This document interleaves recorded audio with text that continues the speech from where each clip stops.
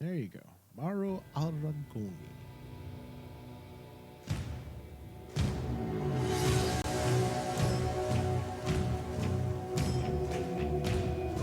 All right, hello, welcome everyone to Weird West Radio on Rain Man Digital.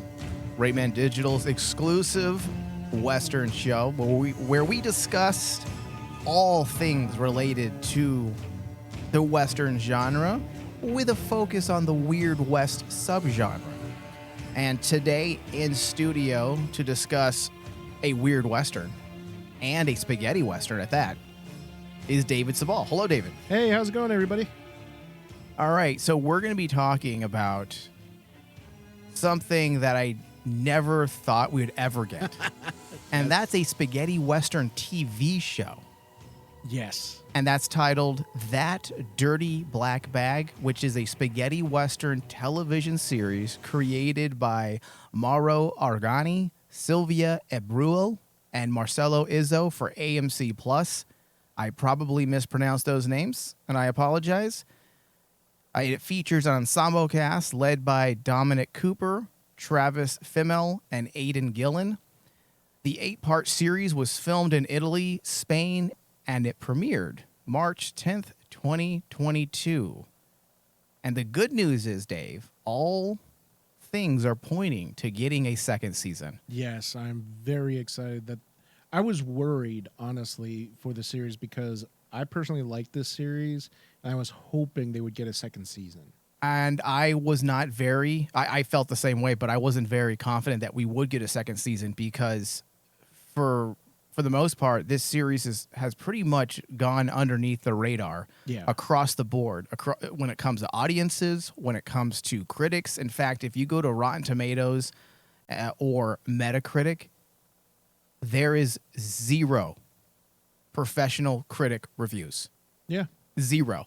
How is that possible with a series like this? I don't know. But that's why the industry needs us, David, because we don't neglect films and television shows like this. No. And possibly part of the reason why maybe it's gone under the radar isn't because it isn't interesting. I feel like it's just solely to the times that we're in today with all the different...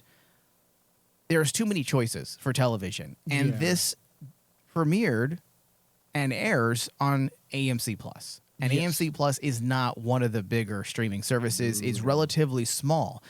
The shows they do have are very high quality. And I'll tell people right now, if you want to watch this after we discuss, what I would suggest is go pick up AMC Plus, do the 7-day trial, I believe that's what they offer, and binge the fuck out of this TV show. Yes. And then if you like it, support and stay around for another couple months just to make sure they can get paid. And then when they come back for a second season, resubscribe. It's well worth the dough. And I think AMC Plus is only what, like $5.99, $7? It's relatively cheap. It is. So, all right. So the synopsis. A story over 8 long days describes the encounter and clash between two men, McCoy, an apparently incorruptible sheriff with a dark past, and Red Bill, a dirty bounty killer trapped in a desire for vengeance that cannot be fulfilled. Right off the bat, I'm sorry, the character names are just spitting about spaghetti westerns. And something spaghetti westerns always do is they never call bounty hunters bounty hunters. They're bounty killers. Bounty killers. And I'm sorry, I love the casting of Douglas Booth and Dominic Cooper. Yeah. They did a fantastic job as these two characters. Like, I love McCoy. I don't know if, like... I like all of them.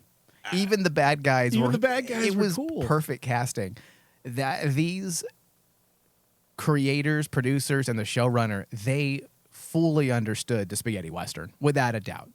There are a lot of directors and writers who are fans of spaghetti westerns, and they attempt to do a bit of a homage with something, whether it be a movie or parts of a TV show, and they never quite get it right.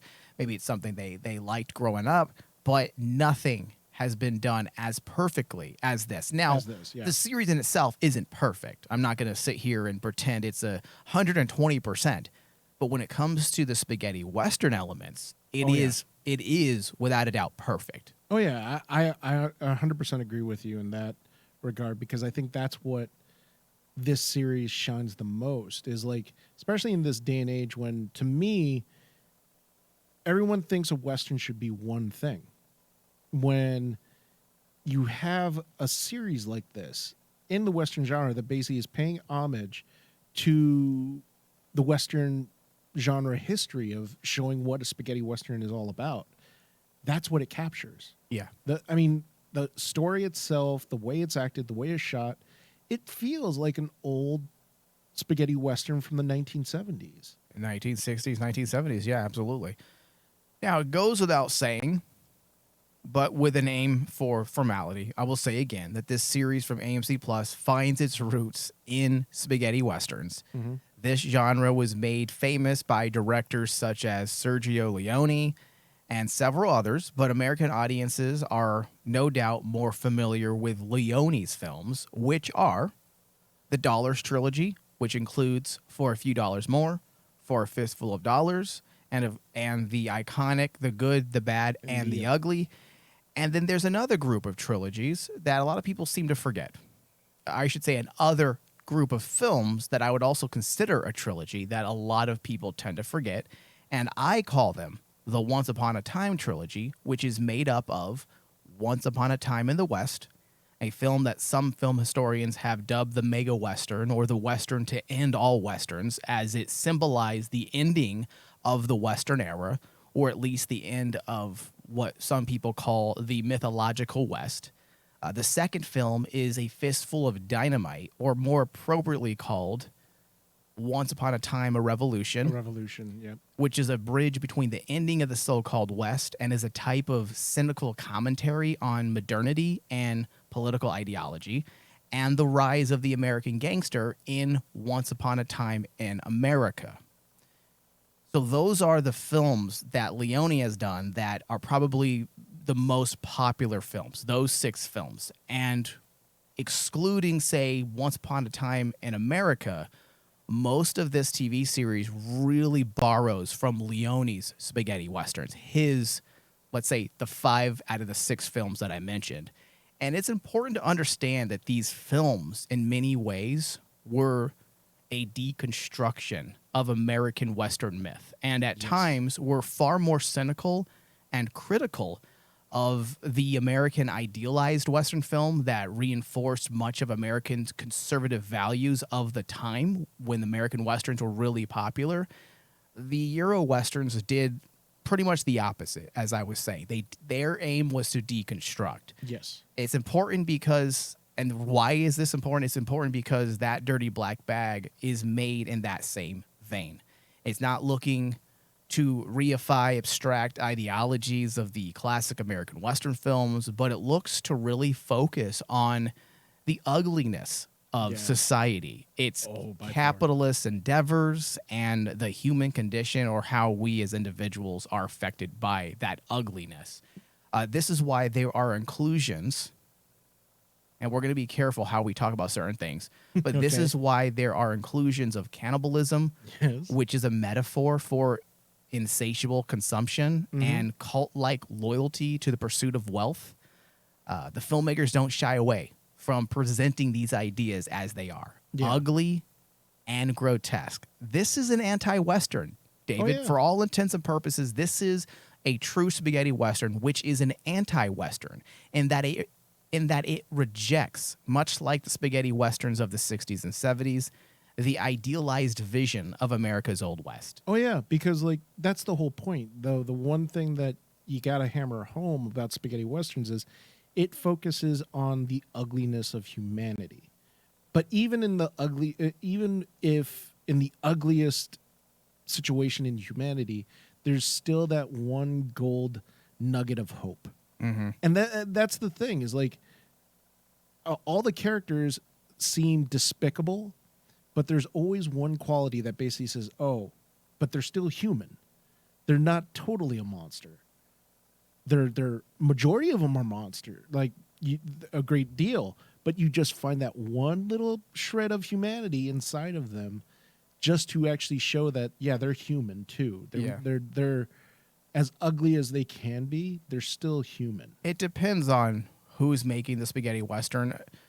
I think in what as we are voicing it, we are leaning more on Sergio Leone's spaghetti westerns, and the reason why we're doing that is because it's my belief that these filmmakers were also using more of Leone's style of spaghetti westerns than anyone else's. Yeah, I think so. Even when it comes to, I don't want to say political because this isn't political, but the ideologies. The ideology, the use of ideology. Yeah. And when looking at this film, or I should say, when looking at this series from that viewpoint, this series, in my opinion, comes closer to capturing the spaghetti westerns than anyone else that has attempted within the last, say, 20 years, Well, maybe even 30 years. Even someone, David, as brilliant and knowledgeable as, say, Quentin Tarantino. I think so. This is a true spaghetti western. This isn't a nod to a spaghetti western. Like, for example, in Kill Bill, there are tons of spaghetti western moments, but they're more nods. Same thing with Once Upon a Time. Not Once Upon a Time. Inglourious Basterds. Inglourious Same Basterds. thing with Django Unchained. Same thing with Hateful Eight. Hateful Eight. I would never call those spaghetti westerns, but I would say there are nods to spaghetti westerns. Yeah, there's elements in there that basically show Tarantino's inspiration. Yeah. That's his inspiration. And isn't that the difference with this when you take this series and you try to contrast it to everything else that's attempted to delve into the spaghetti western arena, whereas they have dipped their toes. They have dipped their toes in the spaghetti western waters. The showrunner for that Dirty Black Bag jumped in head first. Yes, 100%. Because this isn't taking inspiration. This is actually working in the genre. Yes. You are making a spaghetti western series. You are making a spaghetti western quote unquote project. It's not a project inspired by the spaghetti western, so you can do stuff like what Tarantino does and basically sprinkle other genres in there. This series is a straight spaghetti western, and I think that that's what is the issue with a lot of people who watch this. If you're expecting a western series, say like This isn't Dr. Quinn, Medicine Woman. I wasn't going to pull that out. I was, but like, say for example, like, This isn't Lonesome Dove. Lonesome Dove. But if you're looking for that type of western, that is not what you're looking for. This is a straight Sergio Leone inspired spaghetti western, which has to focus on the ugliness of humanity. This is an anti-Western. An anti-western. You're gonna have anti-heroes in your series, no matter what. There's not gonna be that American concept, which is the good guy wearing the white hat. There is none. In a spaghetti western, you don't have that ideology in there because that doesn't exist. Yeah. David, since you're on a roll, just move into your initial thoughts. I would love to hear your overall initial thoughts, briefly, in a nutshell. I was really excited for this series, 100%. When this first got announced, I saw the trailers. I got really excited about it. And right from episode 1, I was glued to the TV. I was like, okay. I was expecting them to, do like what you said. This is a story inspired by spaghetti westerns. But sure enough, this felt like I was watching a honest to God Sergio Leone made series, because like you have all the elements of what to me makes a spaghetti western. To me, what makes a spaghetti western isn't, the quick draws and the cowboy elements. No. Spaghetti westerns are basically simple stories that deal with the human element. Good and evil, right and wrong, the blurred lines between what makes us human and what makes us inhuman. And then showing the fact that basically even the most inhumane person who looks like a villain, you can still find them almost scarily charismatic, and for some people, even, like, what's the word? You can find them understandable or relatable. And that's what's supposed to be scary about spaghetti westerns is like, you're rooting for you want the good guy to win, but in actuality, you're looking at the bad guy going, I understand him. Well, you're right. There is, and this is me. I want people to understand that this is not us blasting classic American westerns by any means. There is beautiful aspects to those films. They're some of my favorite movies as well. But the reason why, personally, I've always gravitated to the spaghetti western genre over the American western genre when it comes to westerns is because it's pretty much what you were just touching on about the relatability. I feel like most of us can relate to imperfect people because Yes. that's what we are. We all, whether we want to admit it or not, have done something ugly in our life. Whether, it being rude to a loved one or just countless other things that just happen in our day-to-day lives over the course of our existence. Whereas with the American westerns, it's hard to relate to a white hat. It's hard to relate to John Wayne. Yeah. Sure, there might be moments where you can gravitate to him, much like, let's say, a young person would gravitate to Superman. Like, oh, he's so cool. He's the hero. He saves the day. But that's pretty much the end of that. Once you admire what they've done and you give that feeling of heroism, there's not much relatability other than that or I would say there isn't much relatability because of that heroism. Because let's just be brutally honest, none of us are heroes. Yeah. We can't relate to that. So it's tough. So when we're talking about this spaghetti western, we're not trying to malign American westerns. We're simply trying to draw the contrast that's needed to understand and bring a greater context to this discussion. Does that make sense, Dave? No, that makes sense because, like, say for example, like the very first element that showed me that this is a true spaghetti western experience was the introduction of Arthur McCoy, which was played by Dominic Cooper. Automatically, you'd think on a western scale, he's the guy in the white hat. He's the sheriff, right? He's the guy that basically he's supposed to be the good guy that rides in and basically saves the day. But as you go along, they start showing that elements that no, good is relative. Good is relative, exactly. And like McCoy, he's not evil. McCoy's not evil, but he's not good either. He's just a guy trying to live. Yeah. And absolutely. And then when you do that in contrast with the bounty hunter with Bill, it's same thing. It's the same thing. Yeah. No one's an angel in this series. So Dave, just to back up just a bit, let's start at the very beginning of the very first episode, and then we'll start leaning into the rest of this discussion. One of the greatest parts about this series is how it opens.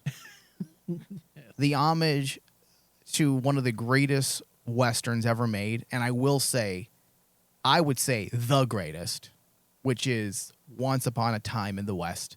It's not the greatest spaghetti western. It's not the greatest American western. It's the greatest western of all time, in my opinion. And you have just an amazing moment where the baddie, at the very beginning, traps a fly in the barrel of his gun.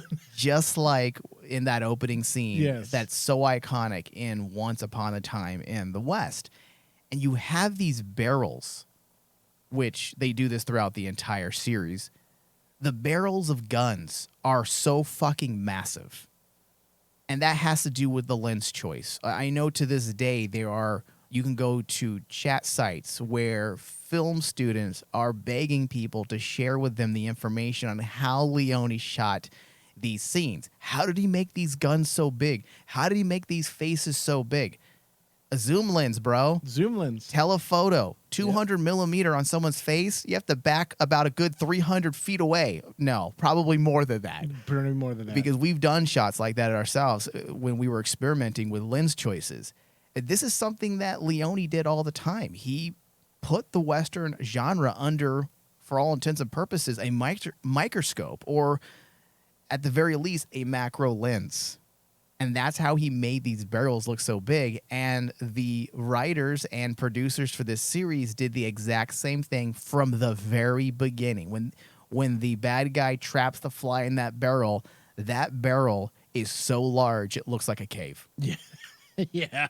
Yeah, and a lot of that's done through, as I said, with lens choice, but you got to create that shallow focus, which, not to get overly technical here, when it comes to cinematography, all that is a technique that incorporates a small depth of field, meaning you have a very tight focus, and the object that you want to focus on is the only thing in focus, and everything else drops away. Everything in the front, in the foreground, everything in the background drops into basically being out of focus, and the center, the layer, that's why it's so good, because you're creating layers.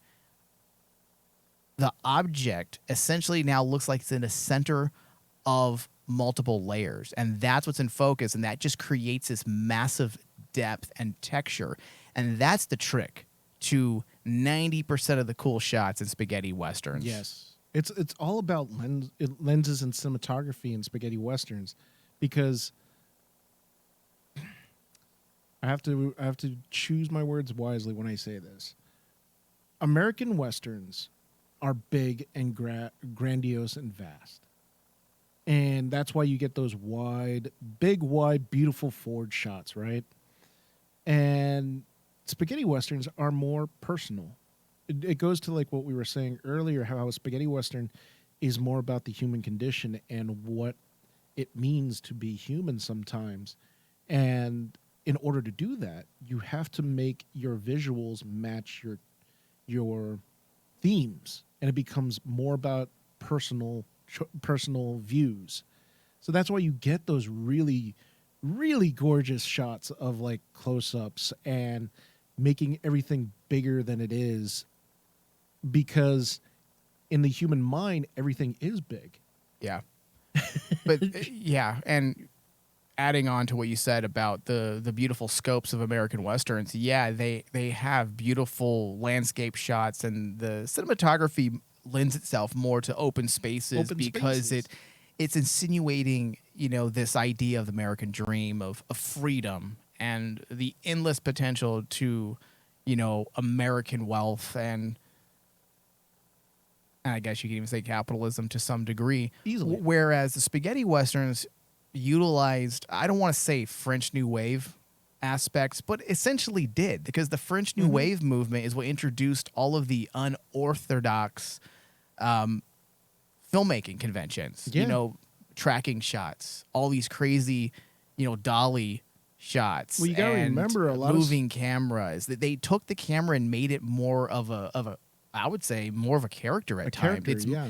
And I know back in the old days, especially during the 1950s, 40s, 30s, American cinema is like, you don't do those things. That's bad filmmaking. That's what shitty filmmakers do. That's what they thought. And you flash forward now into like the late 70s, 80s, 90s, and even into now, pretty much every film that comes out today borrows things from the French New Wave and the spaghetti western genre. Oh, easily, because like those genres and those filmmakers back then, at the end of the day, they were very famous for being experimental. Like even Leone. Oh, yeah, Leone absolutely. I remember reading about how he would take gambles with the camera, and the cinematographer would be really uncomfortable doing the shot, so Leone would do it himself. Well, look at the forced perspective that he used a lot in various scenes in his Dollars trilogy, where I forget which Dollars film it's in, but there's a scene where Clint Eastwood walks into frame and his boot is so fucking big. And then in the background, you have this tiny water tower. That's experimentation. You weren't really seeing things like that in American cinema, whereas Leone was able to experiment, and that's the reason why his films stood out. And to this day, they're analyzed and studied by film historians and would-be filmmakers, because there are a lot of filmic conventions that I would say he either created himself or he created hybrid versions of other things that were being done in cinema markets that were willing to experiment, because the American cinema was not really playing those types of games at that point. A little bit with the film noir, but also film noir wasn't considered quality cinema. Quality cinema, no. And like if you think about it, like the one scene in the very beginning, the one moment that sticks out in my mind that basically told me that this is partly the spaghetti Western element being shown here as the influence, was the time when basically, you know, he opens the bag and then you see the head and you see the blue eye. Well, hold on. You got to explain why he has a bag with a head in it, and we'll get into that for a second. Because we'll get into that. Okay, Dave. But I'm just saying, as a scene in itself, yes, that was the scene that I'm like going, bingo, David. That's where you get it. I'm glad we didn't cover this series because I was thinking we were going to cover it per episode, and I'm glad we didn't because we would never get through it. No. Look how we There's too spent much. 26 minutes already on this show. We haven't even gotten into the discussion. We would probably spend 2 or 3 hours per episode because there's just so much spaghetti westerns isms in this series. It just makes it so great. Yes. So let's move into this officially. I want to stay away from plot details and anything that could be considered spoilers because, David, I want people to watch this series. I do too. I think that this series deserves an audience. Yeah. So I want to stay away from plot things. So we'll focus more on the abstract elements and explaining certain things and giving you context, just like, for example, we have done over the last, I say, the first half of this discussion already. So overall series construction, let's talk about what they're doing here. Okay. The view of American life as isolated communities coming to terms with fast approaching modern life. That's definitely one thematic element that is used throughout the series. Times are changing, and the series offers a rather naturalistic view that portrays uncertainties that accompany such change and how people may react to change. For example, many try to prevent that change because of the anxieties and because of the unknown. And they will dig their feet in, such as is the case with one of our main characters, Steve, who keeps the fact that he's literally living on top of a massive gold vein, a secret because he doesn't want the city to change. He's rejecting wealth because he fears what money will do to the town. And here we go, David, with a common theme relating to capitalism, which we find a lot within spaghetti westerns. And the reason why we see a lot of this anti-capitalism in spaghetti westerns, and there's a lot of film historians that don't really get into this aspect because they don't want to always dig into the politics, but during the time that spaghetti westerns were at its height, you had a lot of socialism on the rise in the Italian cinema with many of the liberal directors. And because of that, they viewed American capitalism very cynically, and it found its way many times into pieces of their work.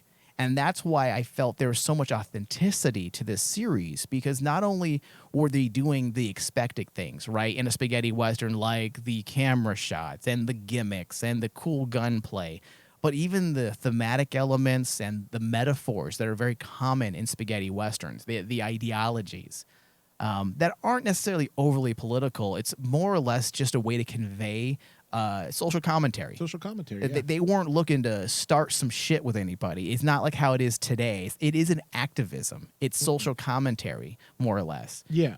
And then we have our main protagonist in an allegorical struggle, which is McCoy. Yes. That's representative of anxieties of change and uncertainty as well. So, for example, McCoy has rejected his brother's greed. And I'm going to be very careful how I go about this without ruining anything.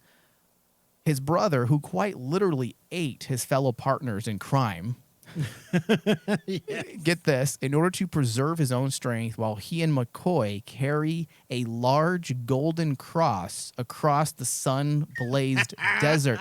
Yes. Now, this is a moment that is really powerful because McCoy is disgusted by his brother's behavior and gives up any potential wealth in order to escape his brother's greed. Greed. Another aspect to the anti-capitalist insinuations here.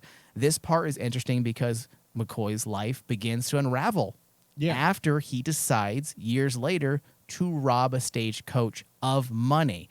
So here's that ideology again. It's quite remarkable how the series writers created this ongoing metaphor. It's one of my favorite parts of the series. And it added to it with the introduction of a disturbing, would you say satanic cult? Yeah, right? Yes. Easily. Which I would say it endorsed the idea of cannibalism, right? Again, symbolizing the insatiable desire for consumption. Strengthening yet again the whole theme that governed much of the series.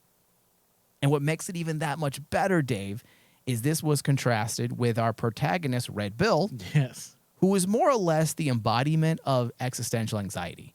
Red Bill was the human component, as you had mentioned, an example of the absurdities that progress sometimes does to a person, someone that attaches his meaning of life to a single act of vengeance. yes, and becomes obsessed. Yeah. And in doing so, because of his obsession, he kind of loses a part of his humanity in doing so. And that goes to the human element. Yes. So everything's very intricately designed to fold into the next. And that's a lost art with modern television, where we have a lot of episodes nowadays that don't really quite feel cohesive in the ways of thematics. Many times there'll be a governing theme per episode, right? Whereas this series really brings the aspect of thematics and uses it as a governing structure of sorts to create cohesiveness across the entire season. Okay, David, so spaghetti western gimmicks. The series was filled with a lot of spaghetti western tropes, specifically when it comes to weapons and gimmicks. Now, I want you to share with me your favorite spaghetti western gimmick. Oh, wow. Just one, Dave. Just one. Do you want me to share mine first to kind of give you because I gotta think a second? Of it. Okay. I gotta think of it. Red Bill Red Bill carries an extendable axe.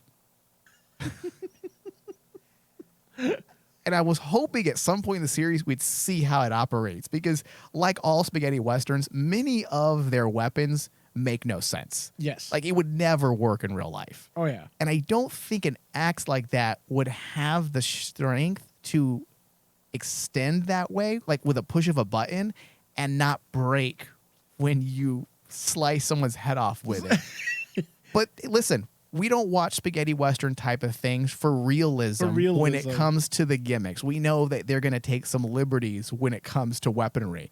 But that I loved. I love the extendable axe that he used to chop the heads off of the bounties he went after. Yeah. And David, why did he cut the heads off? Because in a very clever line, why carry bodies when you can just carry the heads? Yes. And also basically, I think he says something like the head weighs less than a body or something. And the reason why that's funny is because his mentor, who taught him how to hunt bounties, had this big wagon that was more of a hassle than anything. Yes. Where he would stash all the bodies that all the dead bodies of the bounties he went after. And there was a moment where Red Bill's, you could see it working in his head. He's all, I fuck this wagon. And that's when he starts chopping heads. And he just carries around a duffel bag with heads. And you know what? That element was also one of my favorites because it reminded me of that scene in For a Few Dollars More, where you have I know what you're the talking Clint about. Eastwood character coming across, and they're putting the bodies in the wagon, and they're like going, okay, well maybe they're counting up all the bodies and making sure that, okay, that guy's dead. He's a bounty. He's a bounty. And I'm like going, actually, this makes more sense. Just chop off their heads. If they can identify them, that's fine. That's why I liked it, because it made me reevaluate my entire life watching Westerns. How come I've never seen... This is a damn good, clever way to collect bounties without the struggle of carrying around a bunch of bodies. It makes perfect sense. And it makes me wonder why we've never seen this before in a Western. Yeah. And that was one element I liked. I also like the automatically you have to go with the wrist revolver. You know, That operated on like a hydraulic system. yeah, the almost. hydrate. The Native American guy, the bad guy. Yeah. The Native American bad guy. Just basically when he just, and yes, there are guns like that. Explain it though. Explain how it operates. Well, the way it operates, it's basically like a revolver that's attached to his wrist that allows him to basically essentially quick draw really fast. And it's interesting because they didn't show exactly how it worked, but you got the idea that it was connected to a type of hydraulic system, right? Yes. And it was almost steampunkish. Yes, it was. Yeah. Where it was kind of like, okay, how does this, don't worry, it works. It's almost... I like the hydraulic system idea. The hydraulic system? A lot better than other things we've seen because, yeah, we've seen guns that will mysteriously eject from our heroes' sleeves. You know, we saw, but it's always been also like a smaller gun, and it's usually like some type of wrist holster that kind of just springs it out into the palm of your hand. This thing was an entire hydraulic system that was wrapped around the guy's arm in his shirt. And in that regard, I would say that was probably more realistic than this spring clip action that we've seen for so many years. And in a weird sort of way, it made that character look more mythical than technological. It almost every time he was on the scene during the entire series, he was scary, right? Yeah, and he was like every time that would happen, it almost looked very supernatural-ish, which you want in a spaghetti western. You want your characters to be bigger than life, not to be explained by a simple flick of the wrist and all of a sudden a little revolver derringer comes out. No, this seemed like this was a full apparatus that was strapped to his body, and he found some way to make this contraption work with his body. Yeah. Just briefly, because I had forgotten to mention this, you just said a word that made me think this. You say there's almost like a supernatural element to the Native American bad guy. I felt like there was illusions. I don't think there is, but I definitely feel like they were playing with it. There are allusions to a supernatural element throughout the series because you can see it. I don't feel like they're ever going to go down that route, and I don't think there necessarily is. However, going with the idea of the mythological and the fact that the spaghetti western specifically is myth. It's American mythology to the max, you know, dressed in inaccurate historical moments that never really happened. I mean, the American West never happened like it was in the movies. Maybe now with modern films, they try to create films that are more conducive with actual history. But back in the old days, American Westerns and spaghetti Westerns, they gravitated to more the mythological side. And that's why the moments where they allude to this, they don't allude, they outwardly state that there's some type of satanic cult going on, that the bad guys are all a part of this cult. And because of that inclusion and the cannibalism, and then you have like is it a grimoire almost? Yes. That they use. Well, I think one of them has like a recipe to eat people. Yeah, that leads to the cannibalism. Yeah, I mean, they're definitely playing with ideas of the supernatural. Speaking of that, another aspect has a lot to do with Catholicism that I liked.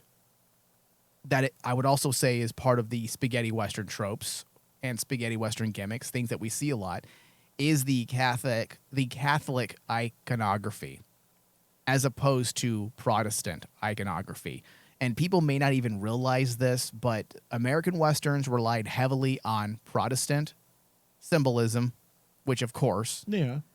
And the Italian spaghetti Westerns focused more on Catholic symbolism. Catholic symbolism. And that's something that I'm glad these people understood, these writers, because if they chose just generic, let's say, Judeo-Christian symbolism and didn't distinguish between Protestant and Catholic, I would say, well, that's 1 point against you guys, because the spaghetti westerns always gravitated to Catholicism in some way. I mean, that's why we had the bells. That's why we had the choirs. Yes. You know, in fact, in this scene, the very opening 5 minutes, you have the bad guy. In an altar.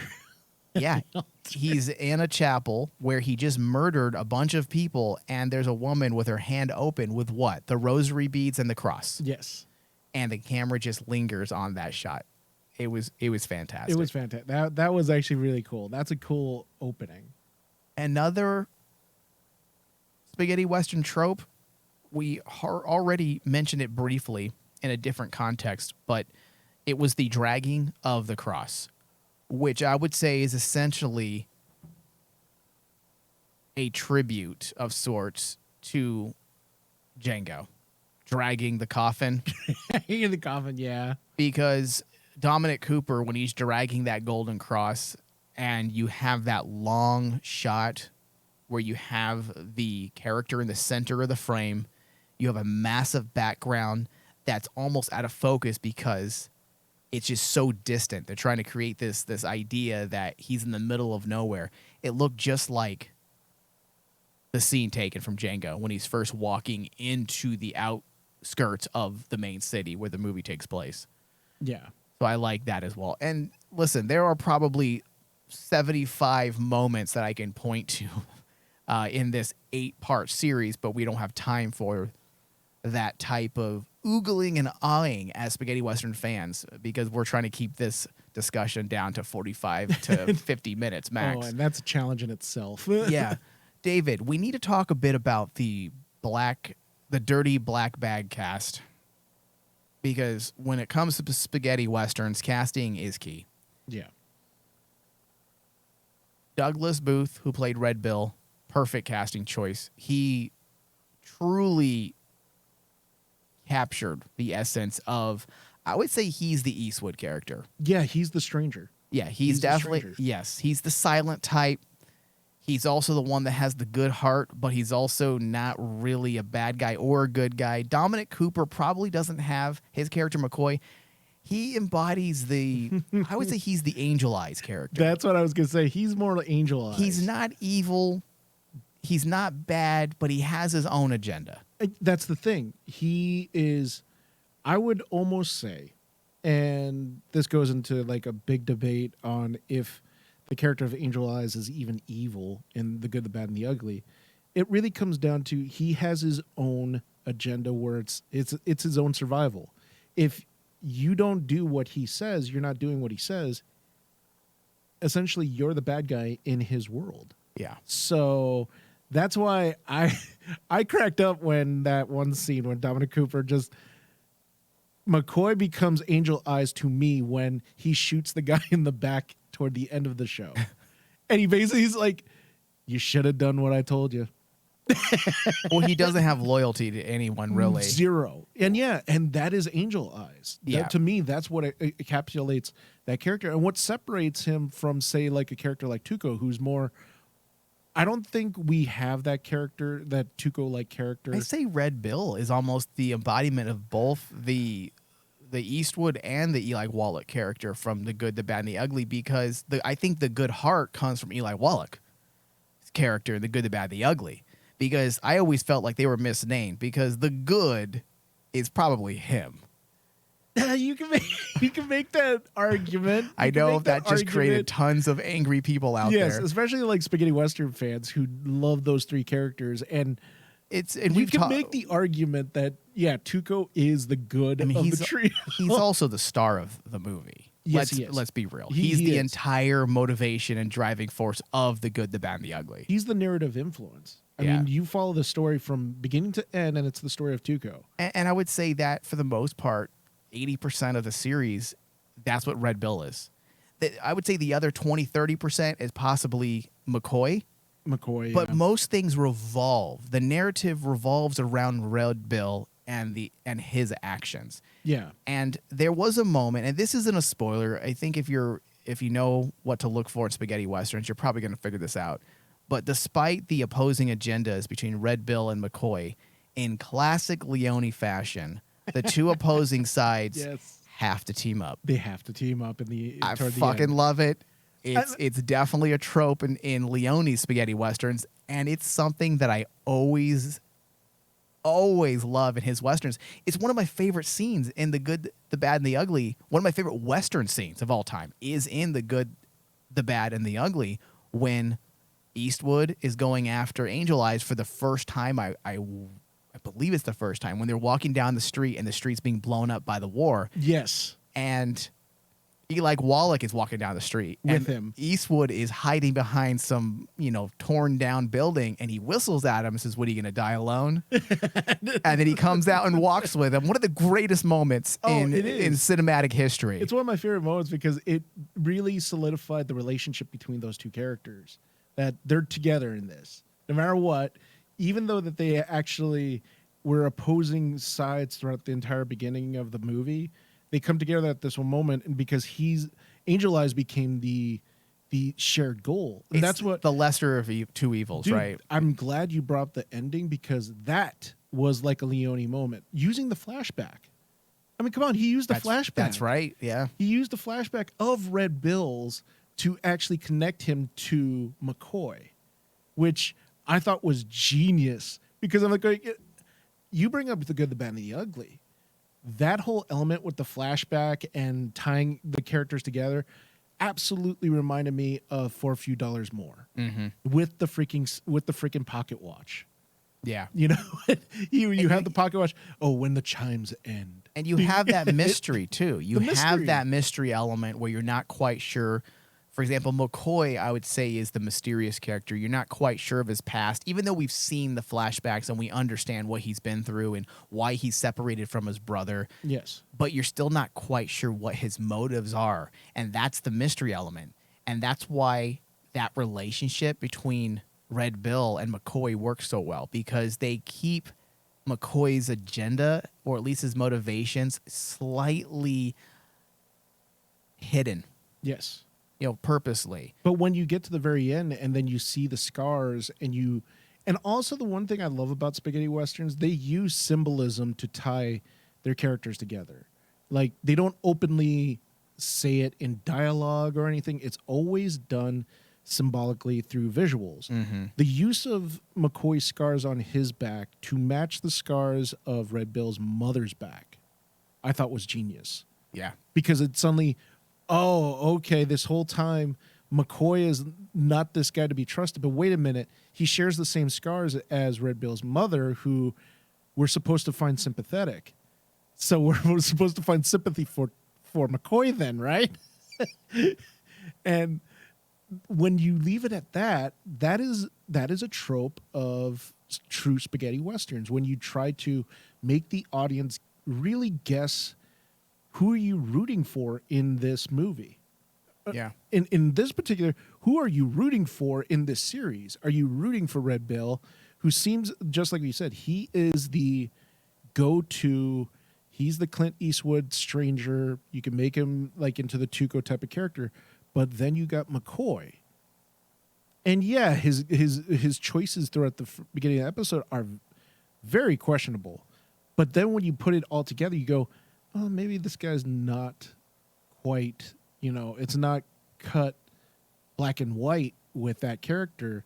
We're supposed to find It never sympathy is with that black character. and white with spaghetti westerns. It never is. Yeah.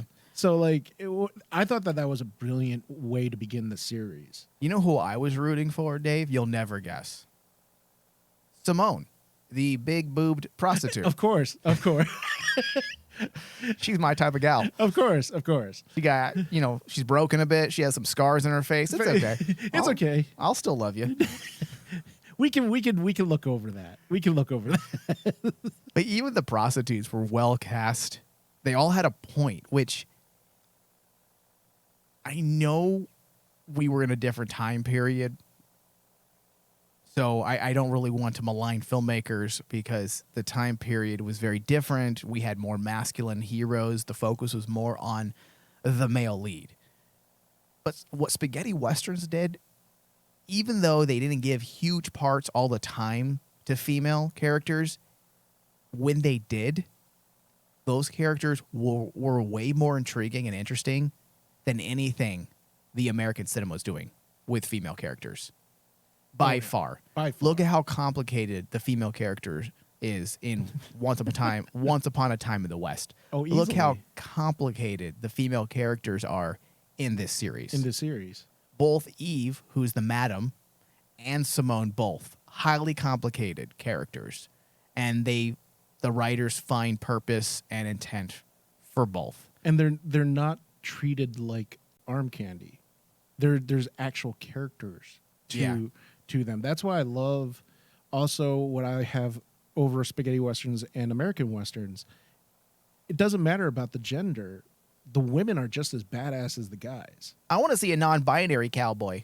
I think it'd be kind of Binary cool. cowboy. It'll be called They Them. They them. I'm a gunslinger. Look out.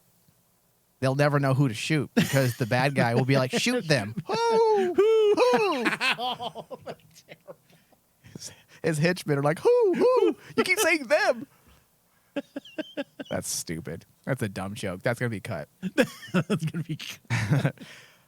Okay, Dave. So the production behind this film in December 2019, Media One announced they had come on board to distribute That Dirty Black Bag, which had been in various stages of development for several years. And I can attest to that.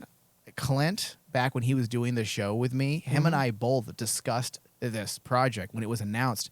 I want to say we first heard about this in 2015 is when I first heard about this. The fact that a bunch of filmmakers from Italy were getting together to make a true spaghetti western television series. At one point, there was a rumor that somebody belonging to Leone's estate, I want to say, was also getting involved. I think that idea died almost immediately, and it became something separate. I could be getting my stories crossed, so don't quote me on that. However, I do remember hearing about this and it being in the works for a very long time, to the point where I just gave up on it. I quit following it. I was like, well, this is never going to happen.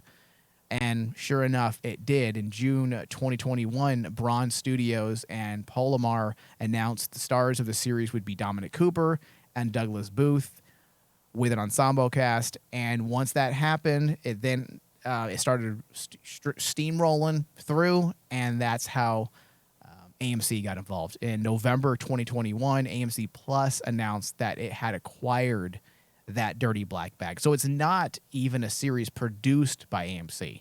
Yes. It's just simply distributed by AMC, of their streaming service, AMC Plus. Yes. Yeah. And apparently there's 3 seasons planned. I'm hoping. I hope there'll be more. I'm hoping. I'm never happy. I want more than 3, but at least we know that there are specifically, if you look at the 8 episodes and how they worked, you could definitely see how there is a lot more stories to tell. Oh, easily. Not that it doesn't end in what I'd say. No, it does end with a cliffhanger, doesn't it? It ends with a cliffhanger. Yeah, that's it why does. That's why I was on pins and needles hoping that they get a season 2, because leaving it on a cliffhanger is cool. David, you were on pins and needles. I was on boobs and ass. You were on boobs and ass. You were on Simone's boobs and ass. So stupid. I'm sorry. Go ahead. the way that the series ends and you're left there with so many questions, you want to see where this is going. And I was really worried just because it wasn't getting much fanfare and it wasn't getting a lot of support. Fortunately, because this is on a paid streaming service and it's not being, the production is relatively a low budget, and AMC is not really putting much money into this. Whatever it costs them to distribute, but most of the money is being fronted by the actual production company that is responsible for putting together this entire TV series. So as long as they can find the financing and they are doing the legwork, I can't imagine AMC Plus shrugging and say, yeah, fuck this series. We don't want it anymore. We don't want it anymore. Now, the overall reception as we had said at the top of the show, it's been, for the most part, it's been ignored by traditional, let's say traditional critics. And when I say traditional, I mean the ones who are getting paid to critique films. Yeah. Now, the audience score, if you go to Rotten Tomatoes, the average is 76%, which is not bad. Not bad. And the IMDb score is 7 out of 10, which is pretty much on par. 7.6 out of 10, which is pretty much the same as the Rotten Tomatoes score. On that note, David, I would give this series, I'm going to give it 2 scores, Dave. I never do this, but you know what? I'm going to be a fanboy here, okay? For once in my life, I'm allowed to be. Okay. A professional score. My professional critic score is 85%. It's a solid series. My spaghetti western score, fanboy score, is 98%. Because it may not be a perfect series, but it is a damn near perfect spaghetti western. Yeah. All right, go for it, Dave. What's your thoughts and score? The funny part was I was actually torn like you. Professional score or the fanboy score. And with this series, I think it deserves my fanboyism. And I'm giving it a 95. It captures I can't shit on that. It captures everything that I want as a spaghetti western fan. And the thing that is frustrating to me is seeing people say, well, I know westerns and I'm a big fan of westerns and dramas, and this makes no sense to me. And I'm like going, why doesn't it make sense? And when they say the elements that don't make sense to them, I'm like going, you've never seen a true, honest-to-God spaghetti western, have you? This is ugly. This is mean-spirited. This is grotesque. It doesn't make sense. But it's not exploitive. It's all designed to fit within the typical themes and metaphors that 1960s and early 70s spaghetti western directors and writers utilized in their films. The good ones. Of course, I'm not going to blow all spaghetti westerns because there are some directors who are like, what's a theme? What's a metaphor? I'm not saying they're all brilliant out there. Let's be real. But the ones who are brilliant are fucking brilliant. Brilliant. Exactly. And that's why my professional score actually was higher than yours, because I actually legitimately think I can make the argument this is a 89. I don't disagree with you. I think you could make that argument. My fanboy, which is my true score, what I'm putting out there, is a 95, because as a fan, if you love spaghetti westerns and you love those, like the Tales of Sabata, Django, all those old spaghetti westerns that are just high concept, this is what we've been waiting for. And it amazes me that as Western fans, we're not clamoring more for this. I mean, this was a fun ride from a series that flew under the radar. Yeah. This series really is a spaghetti western. I never thought we would actually get a truly modern take on a spaghetti western, and this is it. How can you hate this if you're a spaghetti western fan? I would find it very hard to take any spaghetti western fan seriously if they said this is garbage. Yeah. I mean, this is in the vein of Sergio Leone, Sergio Corbucci, Frank Kramer, to name my favorite 3 spaghetti western directors. Mm-hmm. All right, Dave. Well, on this note, we do need to end today's discussion. If people out there want to get more of us talking about spaghetti westerns, we do offer a spaghetti western show that's available exclusively on our network's Patreon page. If you go to patreon.com/RaymanDigital and pledge a minimum of $4 a month, you'll gain access to an entire library of shows that are put under the title Spaghetti Western Corner, where we discuss in depth various spaghetti westerns, and we typically try to put out a new discussion every month. We've been behind for the past, year or so doing it every month because of obvious reasons, but we are getting back on track doing it every single month. But even so, if you were to sign up, I believe you'll have access to almost 40 hours of spaghetti western discussions already put out there in our archive. So head over to patreon.com/RaymanDigital and pledge. Also, don't forget to subscribe to us on iTunes and Spotify. Just search Weird West Radio. Thank you, David. Thank you. Bye bye.